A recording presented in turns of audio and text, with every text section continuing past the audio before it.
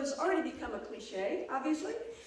It happens very quickly. So there's not a person in this room who doesn't know all about the disruption to journalism, the changes it's undergone, the changes it continues to undergo, massive disruption to a very comfortable status quo. And you all know that, and you all know the shape of it, and you've all been studying it and or doing it for quite a long time. So there's not a lot I can tell you about it, even though, yes, I did pick the title.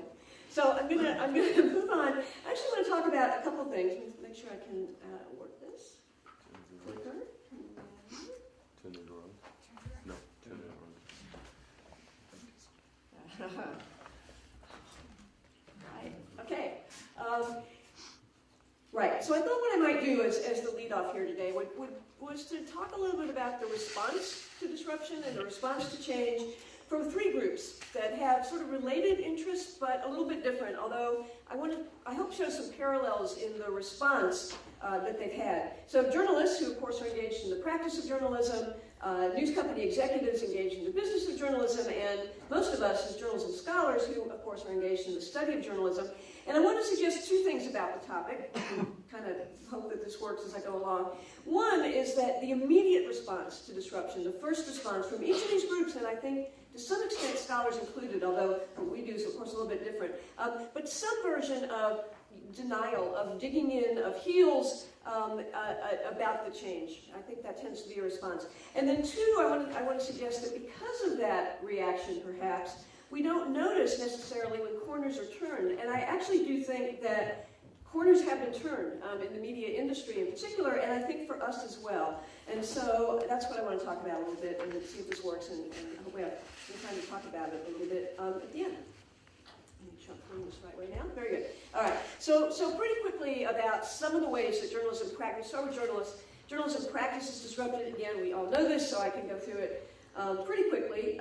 I've been kind of studying this, as Michael suggested, because I'm old, for pretty much the entire age of the internet as we know it today. So I kind of started right about the time when web browsers were emerging from the lab, which is really pretty scary. But so over this time, there's kind of been a pattern to what I think I've seen going on. So I do want to start with a couple of caveats. Let me just say up front that one, mostly what I know about is the media in the US and the UK, or the US, but increasingly the UK. So an Anglo-American context, so you'll tell me how well these apply to what's going on in other places in Europe and other places in the world as well.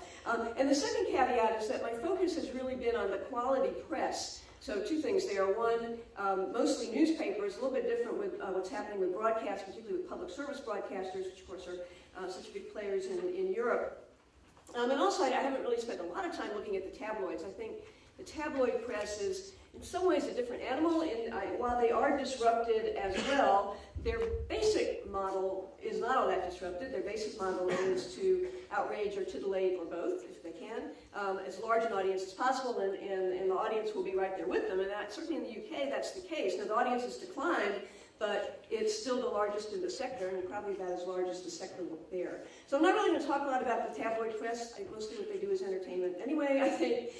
So I'm going to talk about, or my points are mainly going to relate to the quality press, primarily the print press or the offshoots of the print press, and I'm not really going to talk a lot about the others. So just kind of set that aside and what I'm going to talk about. So with those caveats in place, we talk about some of the changes pretty quickly because you know these all pretty well. So technology, obviously the tools of change is probably the most obvious change. Technology, of course, isn't the only thing going on here by any means. As we all know, it's not really deterministic, although a bunch of what we've seen has been a response to the technology. So the interrelations with the technology.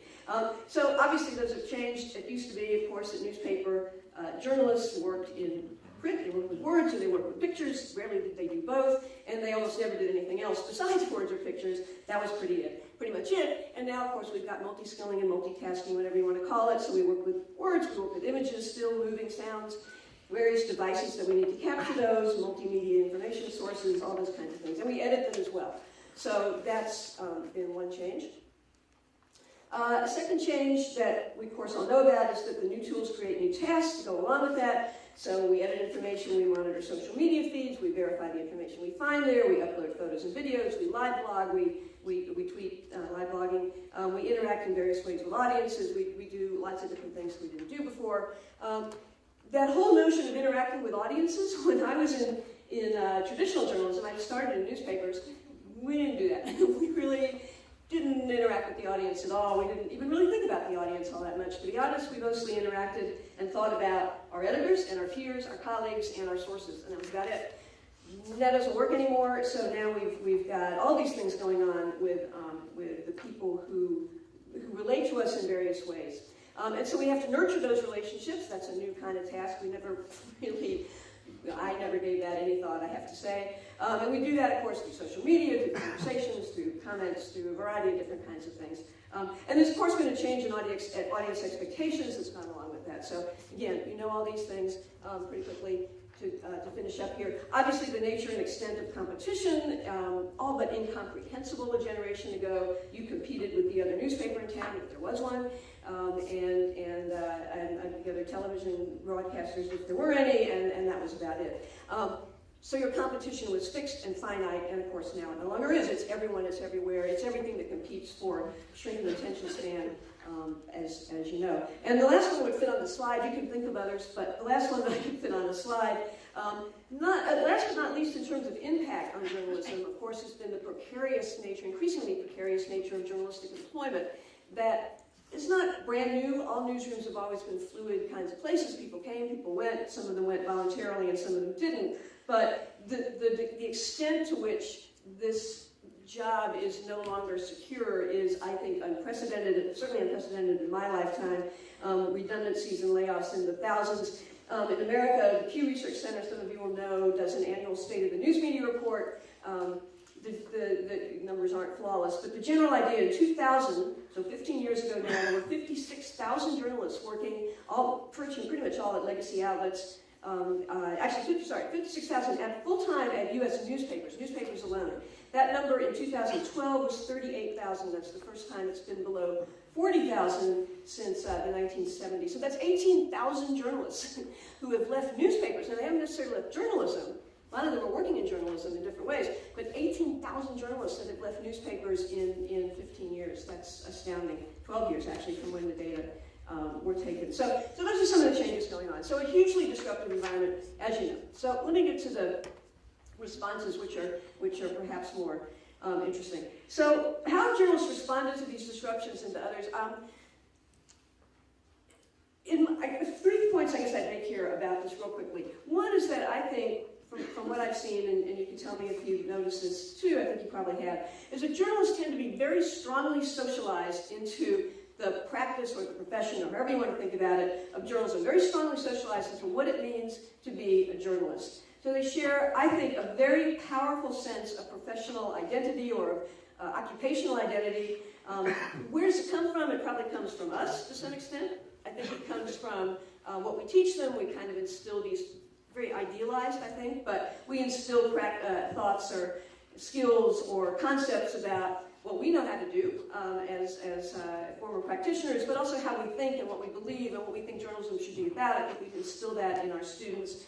I think it comes from the psychological motivations of why you want to be a journalist, that you want to hold the powerful to account and all those kinds of things. And it probably comes from observation of journalists, real and fictional. But whatever combination of factors that comes from, I think there's a very, very strong sense of what being a journalist is, in a very idealistic kind of sense.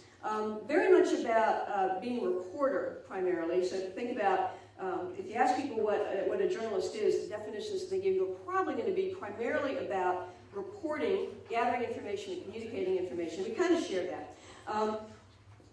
And so perhaps because we share that, or as an outcome, or as a result of that, we do tend to seek boundaries. We put boundaries around ourselves and what we do. Who is a journalist? What is journalism? Something that all professionals do. All professionals engage in a form of boundary work.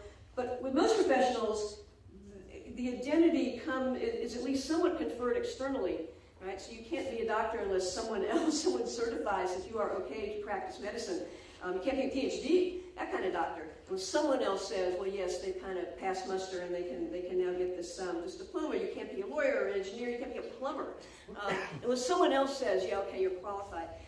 For journalists, particularly in America, only because of the First Amendment, but to some extent elsewhere, all you have to do to be a journalist is be a journalist. All you have to do to work for the Times is to get someone at the Times to hire you, right? So the identity and the definition of what a journalist is created and sustained and you could say perhaps enforced by journalists. So when threats come along, when there's disruption that happens and you have to start thinking about, well, what is that and what it is that I do, there tends to be some boundary setting going on.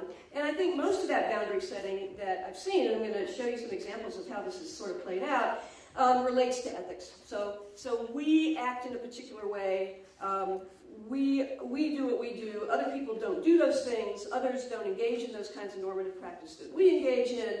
They don't do the things that we do to ensure accuracy or to verify information or to maintain their independence or to be accountable, whatever it is that we want to focus on at the moment. They don't do those things, and because they don't do those things, they're not journalists. So there's some interrelated things going on here, I think, as the ground shifts.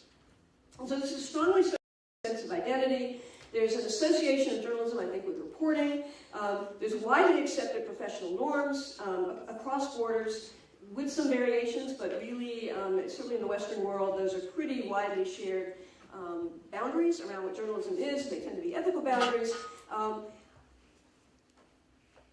And that's kind of, and journalists are kind of coming from there as they confront all the changes that are happening in their industry. One more thing I'm going to move on, because I do think it relates to the ways that journalists are changing, and it has to do with journalism ethics and the nature of journalism ethics. I've taught journalism ethics for a long time at Iowa. I've talked to a lot of journalists about what they do and kind of how they think about it. And I think that many journalists, much of the time, tend to take a utilitarian approach to ethics. They tend to broadly be utilitarian. So is it in the public interest, whatever that might be, and if it is, I'm going to do it. So it's kind of they're looking at the ends, they're looking at the outcome, they're determining that at least to them, this is something that serves the public interest, and then that is kind of used as a framework for shaping whatever they do. It works to a point. There are some issues with utilitarianism, which the actual utilitarians like John Stuart Mill and the various people who wrote about it in the 19th century addressed, but of course most journalists haven't read John Stuart Mill, so they tended to, I think, to apply a fairly,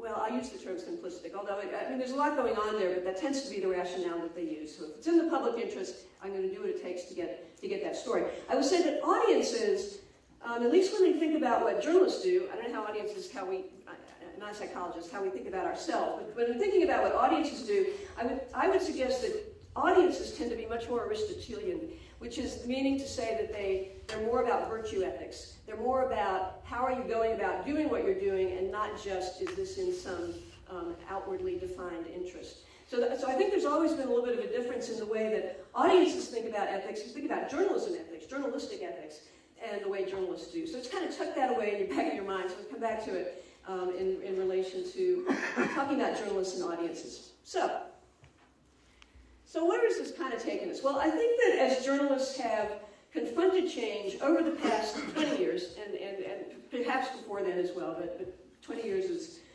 as far back as I go in this context, how have they responded to disruption? Now, I suggest that for the first 15 years or so, because I actually do think this is changing, but I think for a variety of reasons, but I think for the first 15 years or so, this was kind of the pattern, and so see what you think, see if this jives what you've studied and what you know. So the initial reaction, general, and it's a general reaction, it's not universal, there have always been journalists who've embraced change and been excited about it, enthusiastic about it, it's not universal, but it's pretty broad. A lot of people who have had this general, more or less, this pattern of reaction. So a first typical reaction, I think, is, oh my God, I have not a clue how this thing works, what this is about. This is scary. This is a change that I don't understand. I don't know how to do this. I think that's an initial reaction. It's a very human reaction. I react that way sometimes myself. We probably all do. I think that's the first reaction. And then for journalists in particular, though, I think it's quickly followed, tends to be fairly quickly followed by, it's okay that I don't know how to do this, that this new thing is new and alien and strange to me, because this new thing isn't really what I do. What I do is good, ethical, responsible journalism. I do the kind of journalism that matters, and this new thing is a challenge to that, and it's okay because I can just set it aside because it's not really going to cross those boundaries. It's not going to be what I do. It's not going to be journalism, and therefore it's kind of safe to just sort of set it. If not ignore it, I'm probably going to complain about it. But if not ignore it, I'm going to at least sort of set it aside. And I'm going to do that on three kind of grounds, and I have some quotes that to illustrate this. I can do that because it's hard. It's hard to understand, it's hard to master, and particularly it's hard to use wisely. I might be able to do it, but maybe I don't really want to do it because that's not really going to be proper kind of journalism. I don't really need it to do my job well, and it's kind of ethically challenging in a variety of ways. But then the third thing that happens is it becomes part of the landscape, it becomes integrated into what journalists actually do, and they go, well, wait a minute, now this might actually be kind of a useful thing, and we reach a point where we can't imagine living without it. But it takes some time to get there. We spend a lot of time on point two, and an awful lot of time with journalists in that form of resistance. So, I have 4 slides that will give you some examples. You can enjoy these quotes. These are cherry-picked. I confess, these quotes are cherry-picked.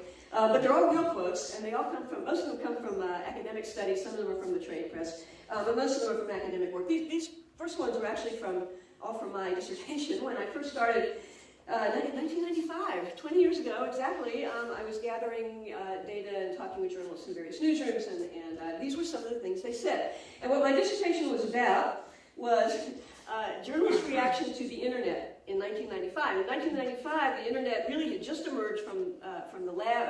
The internet had been around for quite some time, since the 1960s, but it was used by scientists and geeks and the military and spies. And, it wasn't really used by normal people, like journalists, until the browsers came along, and that was in 1994, I believe, 93, 94. They were kind of coming out of the lab. So 20 years ago, the internet was very new to journalists. They really, most of them had not used it. Some of them had really not even seen it. I remember one journalist saying when he needed to look something up on the internet, he would go to the place he'd always gone. He would go to the newsroom or to the library, and he would get the librarian to look it up for him because it was really hard and he didn't know how to do it. So the librarian would have to go look it up for him on the internet, and then off he went. So you can kind of see the patterns here. It's hard. I need the training. Another recurrent pattern is when you talk to journalists is, if only they would just give me the training that I need to use this thing, it would be great. But I don't have the training, and therefore I can't do it, so it's not my fault, and I'm afraid. So it's hard. I don't know how to use it. It's like going to the dentist every day that I don't use it. I get more and more nervous. I'm scared of this thing. I don't really need it, though, because good journalism is good journalism, and got nothing to do with the tools used to deliver it. It's got nothing to do with the internet. It wasn't the printing press that changed the world. It was good journalism, and the same goes for high-tech being Web 1.0, the early version of journalism. And of course, it's ethically dangerous. And this theme, we still hear this theme today. We still are dealing with this theme. And it's an issue. We're still dealing with it in terms of social media. How do I verify it? But it was an initial reaction to the internet. We've always had the luxury of seeing if it's really true. It used to be about getting it first and getting it right. Now it's just about getting it first. So that's the internet. These are kind of roughly spaced about 5 years apart, so they are used as examples, but they are all things that journalists told us along the way. So multimedia then, this is kind of in the US, was the period of newsroom convergence. An attempt to get journalists to tell stories in different ways, so particularly newspaper journalists. You need to put your information out there on the web. Maybe you need to do some multimedia. Maybe you need to do some video storytelling. So it's multimedia. This, of course, was also intimidating for very similar reasons. So I've been working in print. I've been working, for years, and then all of a sudden now I've got to tell stories in this other way, and it's very frustrating. I don't know how to do it. I don't know how to use the tools. It's scary. It's frustrating. I really want to do it. I really don't need it. There's that little quote. That was for when I talked with the others on this slide were not. But that one was a newspaper reporter, a veteran newspaper reporter, at a newspaper in Texas, in Dallas. He was just scathing. I went to school to be a journalist, a real journalist. A real journalist was him. A real journalist was a reporter. He went out there and talked to people. He wrote stories for the newspaper. I did not go out there to be a TV person. I did not do multitasking. I ate multitasking. I ate TV. It's a subspecies. I don't want any part of this. No part of this whatsoever. By the way, the newspaper company where he worked for, not 6 years later, 500 journalists made redundant in one day. One day by this media company. They'd already bought out another 400. Not him, actually. Interesting. And I looked it up. He's still there when last I checked, although it's been a while now. And he was just snarling. I don't do these things. And why is it abhorrent? Why is it a subspecies? Well, because it's ethically dangerous. They just, there's no understanding what it takes to do good journalism. Right? They have no real relationship with the tools and the thought processes, and they're just not me. That's not me at all. So bloggers and user-generated content, and I'm kind of cheating with the chronology here because they were not quite at the same time. Bloggers were really more along the multimedia time in the early 2000s, but the reaction to them was similar. The reaction to this stuff from outside the newsroom was similar. So with the internet and with multimedia, we had journalists faced with the challenge of having to do what they do in different ways, to tell stories using different tools, or to somehow use this new medium in a way that was going to make sense to them, and it took them a while to figure out how to do that. We have bloggers and we have commenters and we have other people providing content. We've now got, it's no longer just about the tools, it's about me, it's about what I do. It becomes sort of an existential kinds of crisis as opposed to, I don't really want to learn how to do video. And so this ethical emphasis just goes into overdrive, right? So it becomes all about the ethics. It's all about putting up these boundaries between what I do and what these other people out there do. And you can see the quotes on here, and in the interest of time, you can just kind of read them for yourself. But it's the ethics that are the line in the sand. That's the boundary marker. That's that thick black border beyond which there are dragons. So they publish just because they hear something. You just hear the sarcasm. They hear something from someone who's reliable. Well, that's not what I do because I'm a real journalist. That's just not nearly good enough for me. And then my last example is social media, which is kind of the stage we're in now, that we're kind of rapidly moving into, I think, a much more mobile. I think mobile is the thing. It's coming, but anyway, but we're still obviously in the age of social media. We're in the age of mobile as well, but it's becoming just different in a lot of ways, which we can talk about. Let me go on with this. Though it's not hard, social media is extremely easy. That's why so many people are doing it. That's why billions of people around the world are now on Twitter and on Facebook and using these tools. But it's a problem, right? It's very easy, but because it's so easy, there's problems with quality. There's problems with finding good information. I don't really need it. What could be more annoying than Twitter? Don't answer that. And of course, it's ethically dangerous. It encourages this same issue that we've been now seeing at this point. We've been seeing for 15 years, which is it encourages speed, it encourages brevity, it encourages getting out there and not really thinking about it in the way that we should be thinking about it. So that's the kind of comments we had. Not universal. There were people who were much more embracing of it and tried it out, but not uncommon either.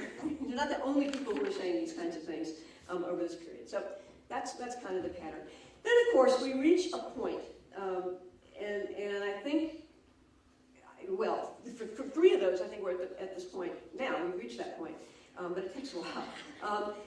The quotes kind of sound silly. Well, why do the quotes sound silly? Because we start with that resistance. We start with that boundary setting, and we start by distancing ourselves from something that we perhaps more productively should be trying to understand from the start. Because eventually it sounds silly. I mean, is there a journalist today? No, the answer to this is no, who doesn't not just use, but rely on the internet, tell their story, think about telling a complex story or an in-depth story without visuals, without something to engage people besides the words. Is there anyone who doesn't use Twitter? I don't think there are. So a deterministic kind of quote and deterministic kind of book. But I think apropos here, if you read Postman, I think he's wonderful. You can criticize some of what he says. But his point is that it becomes integrated, right? We don't have, when the printing press appeared, we didn't all of a sudden have, well, we got the printing press, but then we've got the same old world. We didn't have the same old world. And of course, the same thing with the internet. It hasn't been quite 50 years, 20 years, but we have kind of the same kind of thing. And I think that not only do we have the same kind of thing, but we have something that is better. I think journalism today, despite what we talk about, the golden age that of course was always sometime in the past, journalism today is pretty darn good. There's some bad journalism, there's always been some bad journalism. But but it's pretty good. We're using these tools that we resisted to reach more people in more ways, more kinds of storytelling, people around the world, people are engaging with the stories. And so we take this thing that we resisted for a long time, and we kind of dawns that this is actually a tool that is not to be kept outside the boundary, but in fact can be productively brought into the boundary and inside the boundary. And I think that's pretty much where we are today. So, let me kind of finish up with the journalists because I want to talk about those other two groups that I had to start. I'm going to reference The Guardian. I don't think Wolfgang is here yet. It's too bad, because I have several positive references to The Guardian. It's a wonderful newspaper. But I think particularly with social media, we've gotten over that boundary thing quicker. And I've kind of thought about why that is, and I welcome your thoughts on why it is. I think it has to do with this whole sort of transition we've been seeing for 10 years in which we have been having different kinds of relationships with audiences that we never had. That was a big, big change. And I think social media furthers that change. And I think we very much are seeing an acceptance, in some cases reluctant, but still an acceptance to this major disruption. It's a huge disruption to the way journalists have done their work, thought about their work, thought about themselves, thought about who they are. And I think social media has traversed that in some ways. Social media, that concern about getting it first but not getting it right, in fact, news organizations have come up with some pretty amazing techniques for verifying social media. So they looked at this thing and said, this is pretty interesting. This is pretty beneficial to us as reporters. We can do our job as reporters a lot better with this tool as long as we can be confident in the information. And so the response, I think, has been much more beneficial, proactive, and the response has been, well, let's figure out how to verify the information, not, well, let's just not use it.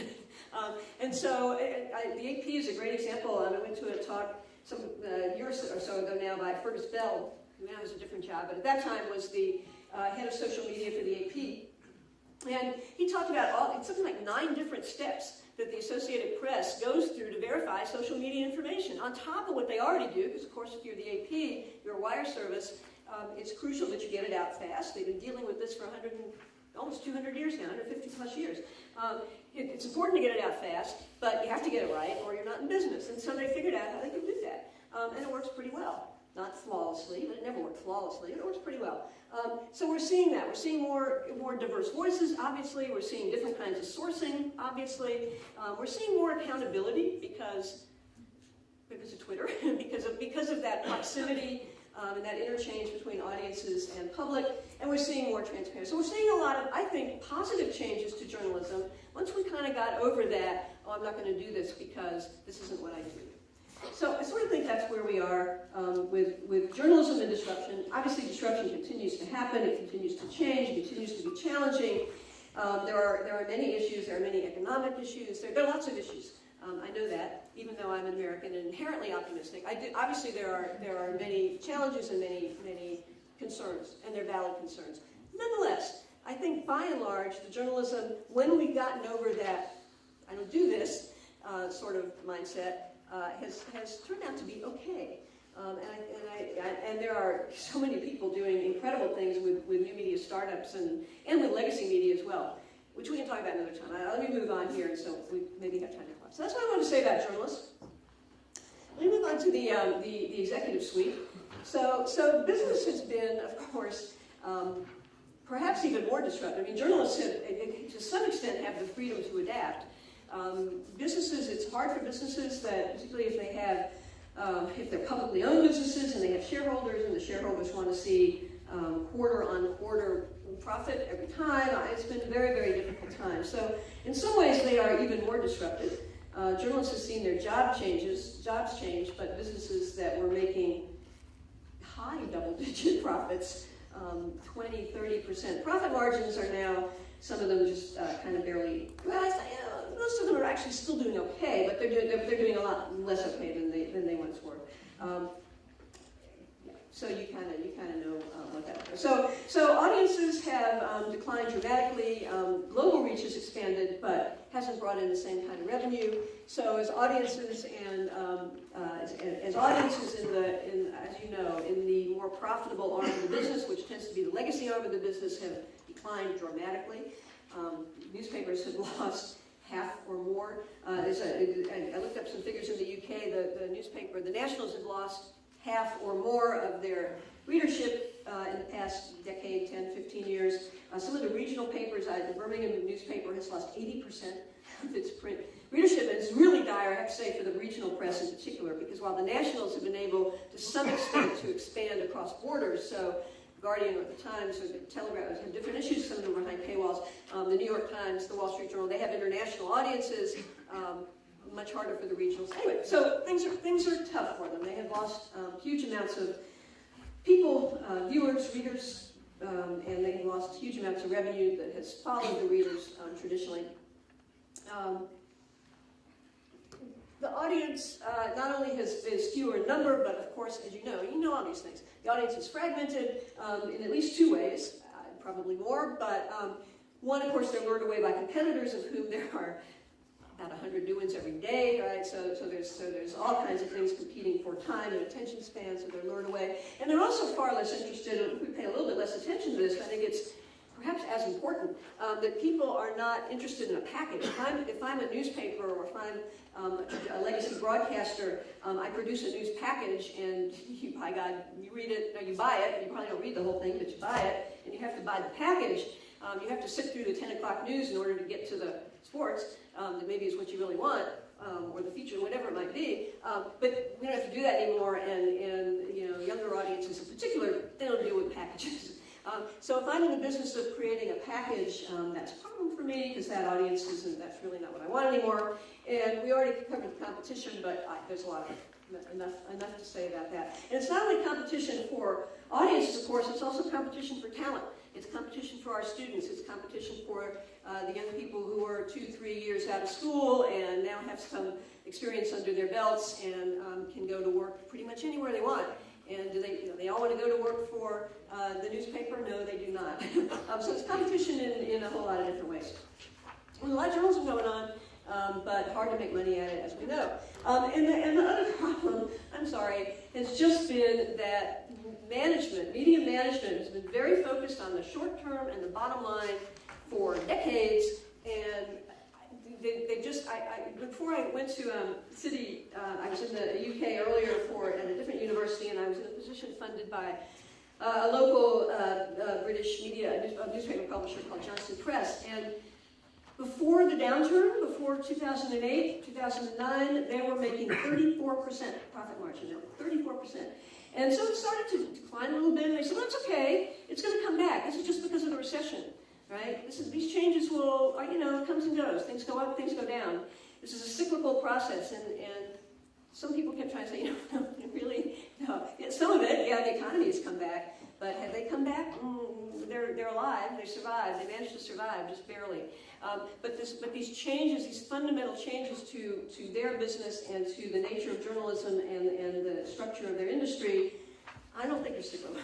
I think they're structural. I think most people think they're structural, and it's really taken them a long time to figure that out. By which time, many of them are in serious trouble. Some of them have gone away altogether.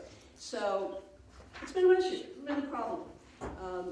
In some ways, more of a problem for businesses because of the pressures that they face than for journalists. To some extent, are in control of their own fate. I know it doesn't seem like that way sometimes in the newsroom, but to a greater extent they are. I think it's very tough for businesses. Real quickly, why has this been so? Why has this been so? So looking out from the executive suite, the industry response, again, until recently looked like this. They've actually, I think, gone through some different periods, I think, of response to disruption. So the early response to disruption from the internet, the early days of the internet, the first 5, 6, whatever, a little bit different in different countries. The years of the internet, very much in denial, something to worry about here. It's kind of a fad, it's a new way of delivering information. We kind of own it anyway. If you were getting information at all, news, sports, weather, business, whatever it was, on the internet, where were you getting it from? At this period, you were getting it from them, because there was really no one else out there online who was doing anything comparable, because it's a kind of cost-intensive industry, at least up through the 20th century. So there's nothing to worry about here. It's okay. We don't have to really deal with this.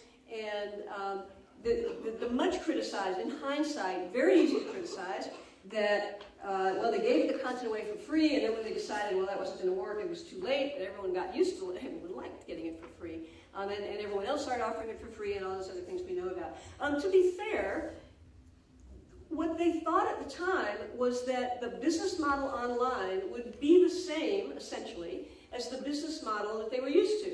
And the business model they were used to was, of course, the more people looking at your product, the more people reading your newspaper, the higher your TV ratings, the better off you were, because the advertisers would want to reach those people. They really thought it was going to be a fairly traditional advertising model. Now, in hindsight, 15, 20 years on, we know that's not right, but we didn't know that at the time.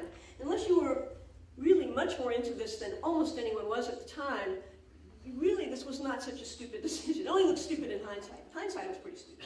But at the time, it really didn't look that way. And so that's pretty much what they all did. That we'll give it away for free, because we give it away for free, that will build our audience. We build our audience, we'll get the advertisers, because that's what's always happened since the age of the penny press in the 19th century. That's the way it's worked. And they didn't really see that it wasn't going to work that way. And I'm not sure that was necessarily something. I mean, you had to be pretty smart, I think, to see it 15 years ago, and most of them did not. So then we move on into the early 2000s, so then we went through the dot-com bust and bubble, and things changed a little bit, and they started to think, well, maybe we ought to start doing something with this.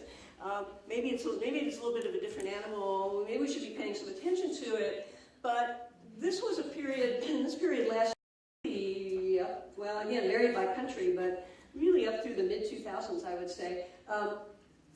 So we have a little guys, and mostly guys, in the corner, and they're our internet staff. And they do kind of things that aren't real journalism. You can create boundaries around them. They're sitting over there in the corner. They're updating headlines. They're, I don't know, maybe they're sticking a link on it. I don't know. Whatever those guys are doing over there. They mostly were kids. They mostly were guys. We don't have to pay too much attention. So most of them were young. Most of them were cheap. They really segregated. And this was the age of, that's our internet staff over there. Some of them were on different floors. Some of them were in different buildings. They had nothing to do with us. And then there was also not a lot of innovation going on. They were kind of screwing around and looking at what other people were doing and then trying to adapt it wholesale to them. It didn't work too well either. And then, of course, the recession hit, kind of the big bang in the media world, well, the world at large, but certainly in the media world of the late 2000s. Colleague of mine, friend of mine, Neil McIntosh at the BBC, calls it the Big Bang. And his premise is that newspapers went through the Big Bang and are now recovering and are pretty far along in their recovery, at least some of them are, and that TV is now. TV really didn't go through this in the same way, but another premise we could discuss another time. But we did go through this big wake-up call from the recession and from a variety of things that happened at the same time, social media being one of them. So are we starting to create a new media universe after the Big Bang? Is there a new media universe? And I would suggest, again, being somewhat of an optimist, that yeah, I think we're starting to see some interesting things. And one of the interesting things that I wanted to point out that I think we're seeing is that media organizations that for their entire history did the same thing. They might have done it a little bit differently. You're a different kind of newspaper. Maybe you relied more, or magazine, maybe you relied more on street sales, maybe you relied on subscriptions, maybe you had 60% advertising and someone else had 70%, but basically you had this, you looked the same and you had the same business model. You were in the same business, you were recognizably in the same business. And I think what we're seeing now, I welcome what you're seeing in your countries, or if you think this is even valid, but I think what we're seeing now is that media companies that are still essentially in the same business, they're still doing journalism, are thinking about different ways that they make money, and the ways that they're thinking about themselves, themselves as an institution, not so much as an overall industry, making money varies by the kind of institution they are, and I think that's a different mindset. I think it's very interesting. I think it's positive. There will be fallout, and not everything will work for everyone. But different things will work for different institutions, different news organizations, and I think that's interesting. I don't think we've studied this a lot, so correct me if I'm wrong.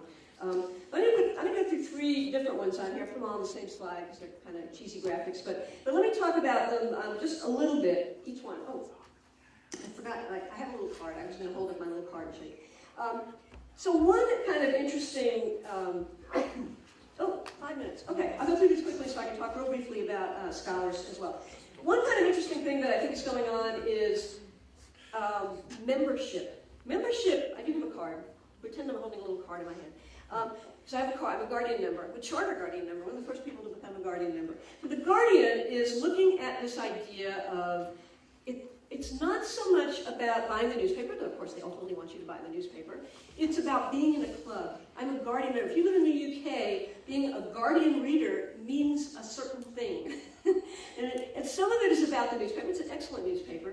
But some of it is kind of about my sense of myself. It's an identity as a Guardian reader. I'm a different kind of reader than the Telegraph reader. Also an excellent newspaper, but a different newspaper, a different kind of sense of who I am.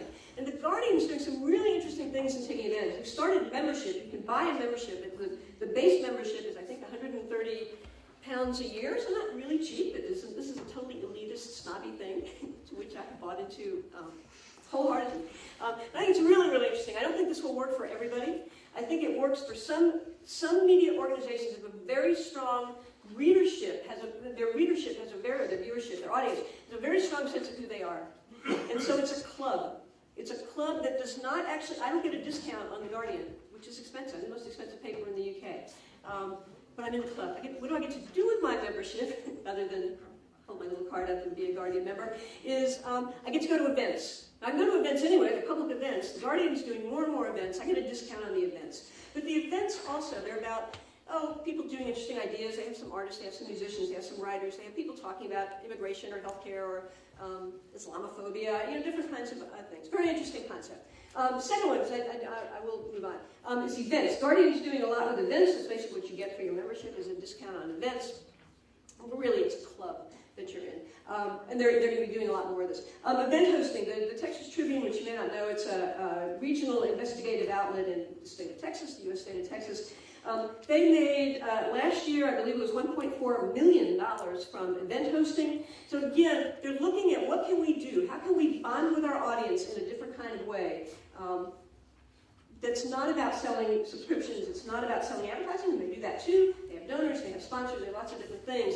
But how can we create an identity? How can we reach out to people and connect with them in ways that are affiliated with our journalism, affiliated with our product, that's our brand, but not directly about it. Very interesting. And then the last one you'll know, these are kind of all over the place, they take different forms, which is getting audiences to contribute to you. Not buying the newspaper, the different relationship to going to the news agent or the newsstand, or whatever it is that you buy your newspapers, and putting your money in a box and taking out a product. This is, I'm going to contribute to you because I like what you're doing in general. I'm going to donate, the Minnesota Post, this is Minnesota, different U.S. state. I can donate to a particular beat. So they have donors specifically for their environmental coverage, donors specifically for their mental health coverage, a mental health beat, and so on. And the other side, you may notice a correspondent is from the Netherlands. They raised over €1 million in something like 8 days, and people just, an outpouring of, we want good journalism. Contributory is another model, and in the interest of time, I won't go into it. But anyway, donor. So we're seeing some different models. My point isn't so much these specific models, but that there are different models emerging. Well, real quickly, I'll finish up with scholars. I'll fly through them, and then I'll make my final point and take some time for questions, I hope. So scholars, so we're less disrupted. We have a pretty secure gig, right? Our jobs haven't changed nearly as much as journalist jobs have changed. Our institutions, everyone in the world is pressed for money one way or the other, but basically, we're okay. But I do think that where we've really faced disruption is in our theoretical perspectives, and I will, I'm actually not going to say a lot about our critical perspectives. You're not the right audience for this, but I'm sure you have colleagues who aren't really keeping up. And so that makes it hard. It makes it hard to assume that critical role when you're not really keeping up with a very, very rapid pace of change. But you are. So let me talk a little bit about the theoretical perspectives real quickly. And you know what? I'm going to put them all up on the screen because I'm short of time. Oop. That's fine. Because they all start with an I. I'm proud of my alliteration here. Anyway, so because this industry is so disrupted. I talked about specific disruptions to the practice of journalism, but the nature of this medium, including these 5 things, which you know what they're about, and I don't have to take the time to go over them, put some challenges on our theories, on the way we think about what media communication, journalism is all about. Particularly in the US, to some extent in other countries, but particularly in the US, our research has really been dominated by the effects tradition. It emerged in the mid-20th century, and it's this idea of who says what to whom through what channels to what effect. So it's a linear sort of conceptualization of the process. Obviously, there's been refinements of that and iterations of that, and we know it's not. We know that it's not a bullet theory, and I know all that. But to a large extent, we do still think about the media, the news process as something that can be, whose effect can be measured in some way. So we can measure, we can understand who the producers are, we can understand who the receivers are, we can understand what happens when someone receives a message or sends a message. And I think that's really, really difficult in this environment. This environment is all of these things and more, so it's not a news environment like a newspaper where effects have always been hard to measure, but still, I could see who was reading the newspaper, and I could then ask them how they thought about things. I could do some measurable things. I could have variables that I could define. I could have outcomes that I could observe and assess and measure. And I think that's really, really difficult today. And again, I'm happy to say more about this, but I'll finish up. But I do think that what we're facing as scholars, the disruption to us as scholars, is not so much about our jobs or about our paycheck as it is perhaps for the people whom we study, but it is for how we think about how we understand. I mean, our job is to make sense of the world of media and to help others understand it and ultimately perhaps to make it better. And I think that becomes challenging in a world in which the ways that we have to do that are primarily, or at least largely, geared toward measurement of observable components of that process. Because the components of that process are harder to isolate, harder to identify, and just harder to measure in a variety of ways that in the panel session that's following, I might talk about a little bit more. So come to Leah's panel. It's in the next time block. So this is what I think is going on. And I think next to last slide. Oh, well, I have some examples. There are some people who are doing this and doing some very cool stuff with it. I'll leave you to. I'm happy to share my slides if you want them. So let me end with my final slide, which is that I think there's a theme. I think there's something going on here, and I think what's going on is that and I think it's taken close to 20 years for this to sort of permeate the way that we think about the world that we're in, the media world that we're in, and really to some extent the world. The media world that we're in is now the world that we're in, as Mark Doisa has so brilliantly pointed out. I think that journalists are recognizing that the media are neutral. You quoted Alan Rusbridger, but I think that that's a broad recognition that we are in an environment that includes other people who are doing much the same things. That those boundaries that we've set up, there may still be things that define a journalist, but they may not necessarily be the things that we thought they were. And that the relationships that we have are constructive and constitutive. You know what I mean? A part of journalism. I think journalists are coming to that place. I think that these media models that I put up here as examples, while not totally widespread, I think we're going to see more experimentation along those kinds of lines. Those things may not work for the organizations that I put up there, and I don't think they work for everyone. I don't think something like membership will work for many media organizations, but they'll work for some. Donors will probably never be the largest funding source, but there'll be some. They'll be a part of it. And so there's this kind of this sense that it's not just about delivering a product to people who will buy that product or people who will buy the right to reach the people who are buying that product, advertisers or sponsors. It's about somehow creating a relationship, an identity, a community, whatever the word is, with the people that we used to think about as being audiences. I think that media companies, at least the more forward-looking ones, are at least thinking about it. And some of them are finding ways to make that work. And I think for us, as scholars, I think that where we need to be, and increasingly are, focusing our attention are on these sort of mutual effects, that it's not a linear process. I think we've realized that for some time, but figuring out how to study that is harder. And I think that that's where the effects are multidirectional, that the environment is a mutual one, and I think that that's what we're coming to. So that's all I have. Thank you.